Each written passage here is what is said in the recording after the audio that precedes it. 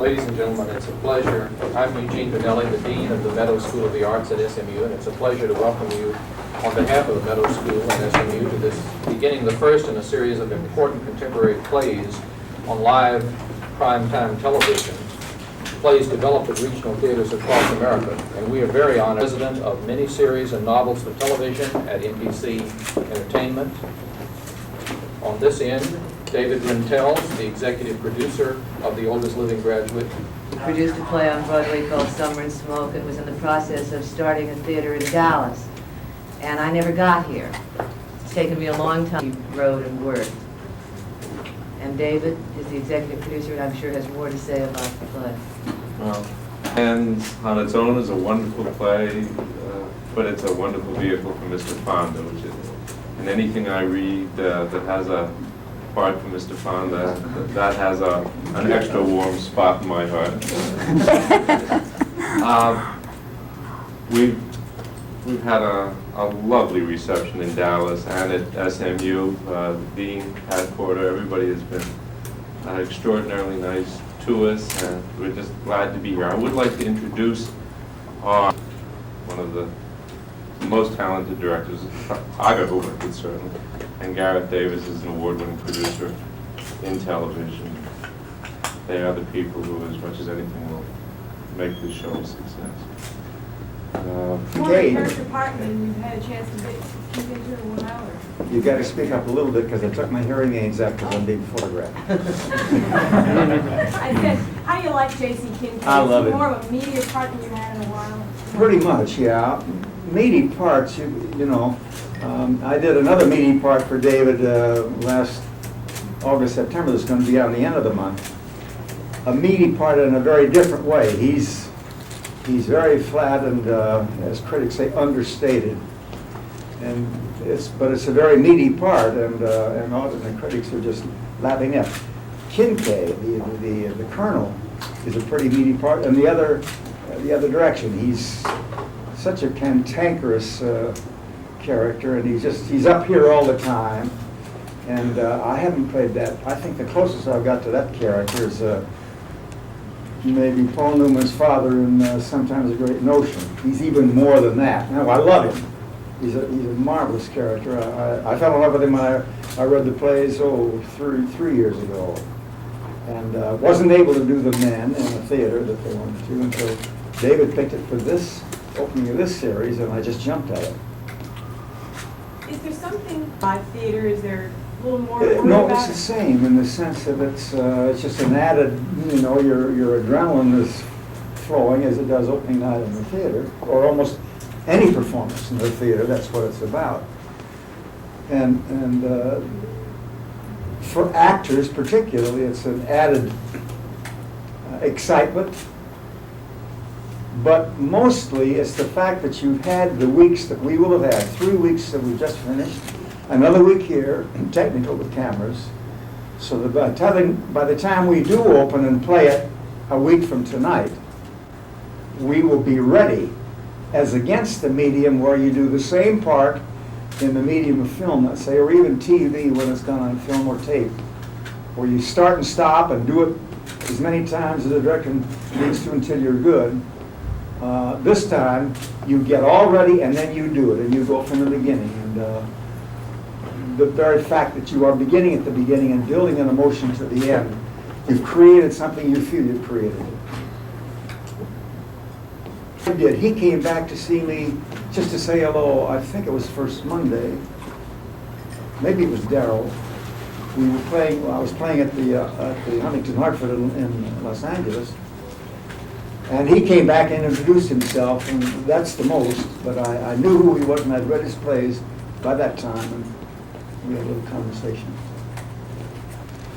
I understand for you and airing it on TV, are you going to It's not getting me any problem, it's making NBC a problem.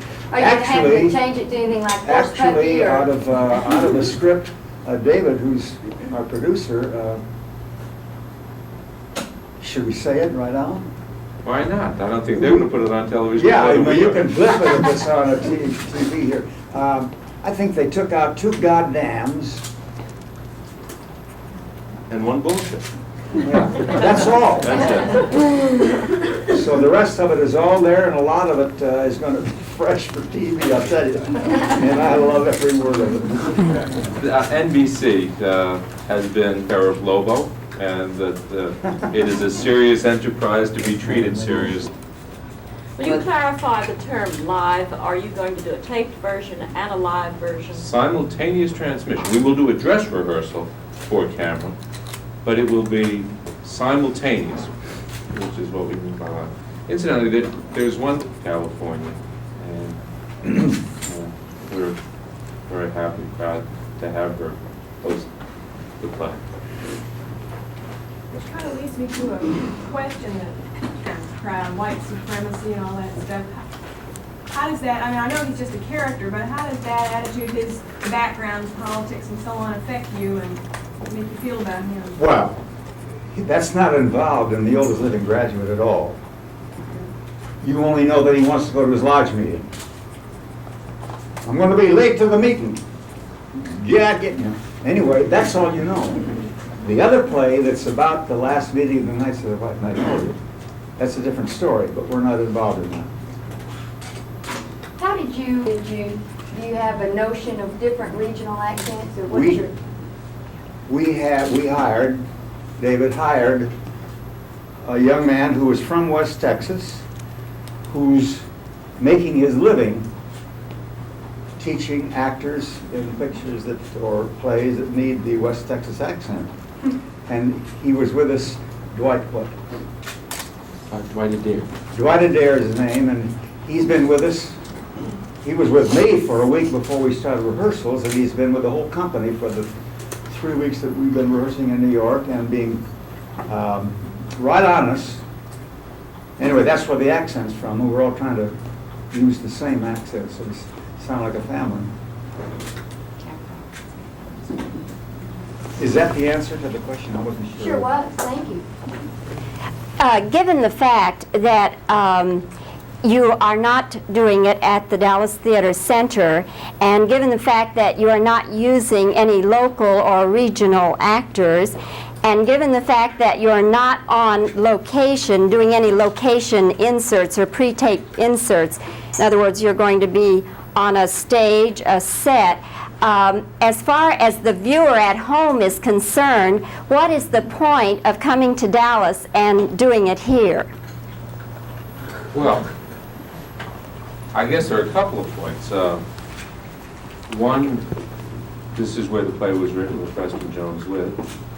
Two, I think that there is a feeling of excitement in the company that I've never seen people going, actors going into a soundstage in Hollywood have. We're doing a play. We're going out of town. We're live. I think it's an entirely different feeling that we have internally, and much more exciting. It's kind of an electric feeling that we would not have had we stayed and shot it in Hollywood. And you think that will be transmitted to the audience? Well, it sure has been transmitted to me in rehearsal. I expect it will be transmitted. Also, it's very important because theater is all over America. It isn't just in New York, and it isn't just in Los Angeles. And it's good for us, and it's exciting to come out and find the theater that's all over America. There are a lot of American playwrights writing plays representative of their parts of the country. And by doing it from Dallas, it emphasizes that. This is the place where it came from, it is the environment that helped create it, and we like to go out into the world and find out what's happening out there. Don't want to stay in our little ivory towers in our offices. We hope it's good for theater. We also think it's good for television. So often television stands on one coast or the other and throws programs into the middle of the country.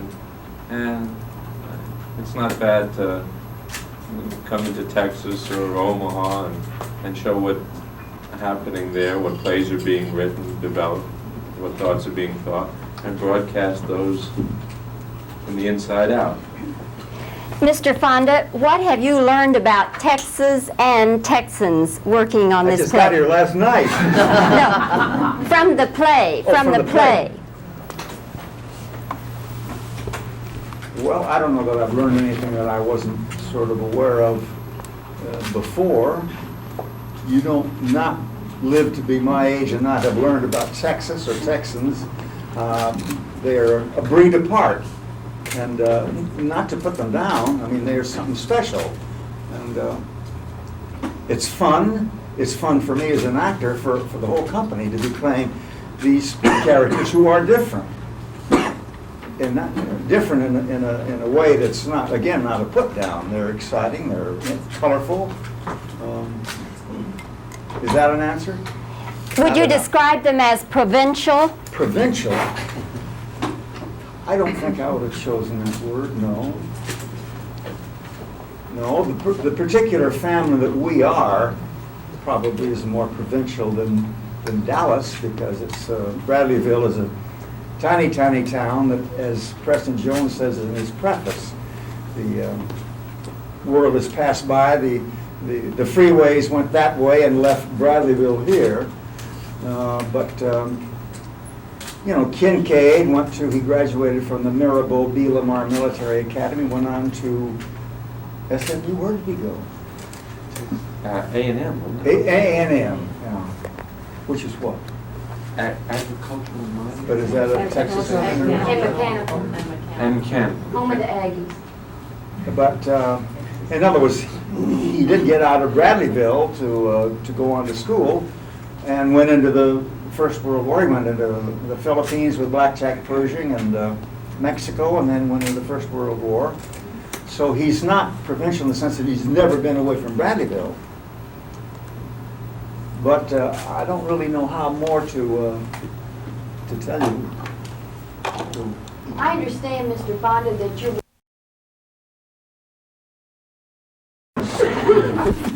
I don't take vitamins. I don't need to mention this coming on later in the month. I'm going to be flooding the market, the airwaves, in April, because the 7th we're on with Oldest Living Graduate, and Gideon's Trumpet is on the 30th of April. And that's really something I'm proud of, that David produced last August and September. Then we're going to be doing On Golden Pond, which Jane's company is producing. Jane will play the daughter, which is a fairly small part, but she's not going to build it up just the way it is. Catherine Hepburn is going to be playing my wife. We're going to be on location in Maine in August, and I'm going to be doing something again for David in September, a TV special. October, that we'll be doing. We may try it out in Philadelphia and go on to New York. There will be a catalog published and everything. So I'm getting in the big league with my painting too, and it's because Shirley wants to. I'm not. I got my bees and my chickens and my garden too. I don't get too much time to spend there. Series where my arrangement with NBC is to do another play live sometime before the end of this year. I hope to do it whenever it plays live to do next year for NBC. I've been writing that I think we may open in Los Angeles next year. I've been in discussions on that. Well, and one or two others that are still in the dream stage. In terms of what we needed from them, Collaboration and all that? After just getting the script? no, but in what area Oh, I don't know, I guess it share them with us, but it's always been clear that this is to be Jack's production and Tim Jones trilogies Have I thought? after this. I haven't thought about it. I mean, I'm an actor. I don't produce. I did once. He produced a small little thing called 12 Angry Men. Just an average. No, I love all three plays. I really think that this is the best of the three, but I love all three of them. Kincaid is a smaller character in the last meeting of the White Magnolia, and he doesn't appear in the first one at all. And there aren't any other parts that would be right for me in the trilogy. What do you think this play has in the play? That never occurs to me. The one thing that I ever produced, 12 Angry Men, I get a lot of credit for it that I don't deserve at all, because I just did it because I thought it was an interesting and fascinating play for actors. And it never occurs to me, what does this tell you? What this play or 12 Angry Men? I don't know about that. Maybe David can be articulate about it. I just think it's fascinating because the characters are so colorful in their relationships to each other. It's, for me, brilliantly written in its construction and in the characterizations. I don't know that it. You think it brings anything? Tells you something that you're going to take home and say, One thing I love about the play is the land, family relations, the horse versus. And who are your picks to win the Academy Awards this year? I don't believe in Academy Awards, so I would be the wrong person to ask. Who are you rooting for best Well, I actor?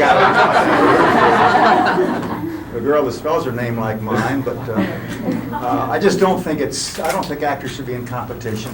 I'm not the only one that thinks that. I just don't get on a soapbox about it, or try not to. I don't, make a big deal, but I don't think it makes any sense to say, these 5 actors were sensational last year, but he was the best. How do you pick Olivier and Dustin Hoffman and Jack Lemmon and Walter Matthau and Robert De Niro, who play all 5 different parts, but he was the best?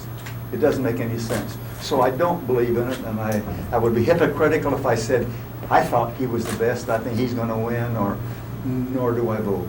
You do not vote in the Academy? I wouldn't vote if I don't believe in it. Did you ever vote in the Academy? Did I ever? No. Are you surprised? Yes, sir. Do you feel awkward sometimes in being cast in a position of being a revered city, sort of cast as the all-American hero? No, I don't feel uncomfortable about it. I don't know, should I? I don't want. No, I just wondered if you did. Real happy. I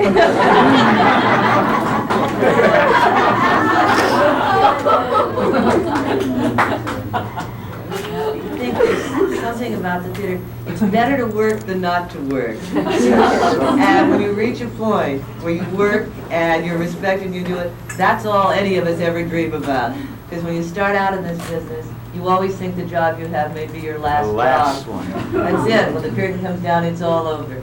So when there's a point where you can look ahead and plan, it must be. They're posing any problem to you? Not really, not really. As Jack has said in rehearsal, it becomes an extension of your body in the way you handle it. And he's probably been in it for several years, many years. The Colonel has, so it's not a new experience to him. No, it's kind of interesting in a way to I don't feel confined.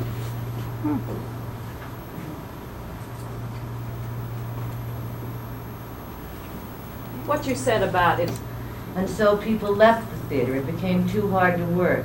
And now we have a place where people can experiment and try and work and really develop and have lives as playwrights and lives as directors. And I think it's wonderful. I think it broadens the base. Thank you very much. Thank you. I'd just like to say that I think there are 2 people at NBC, Fred Silverman and Jane Pfeiffer, who have fought for this project and have been terribly supportive of it. And so I think we're all grateful to them for making this possible, giving us a chance to do this. Thank you. Thank you all very much.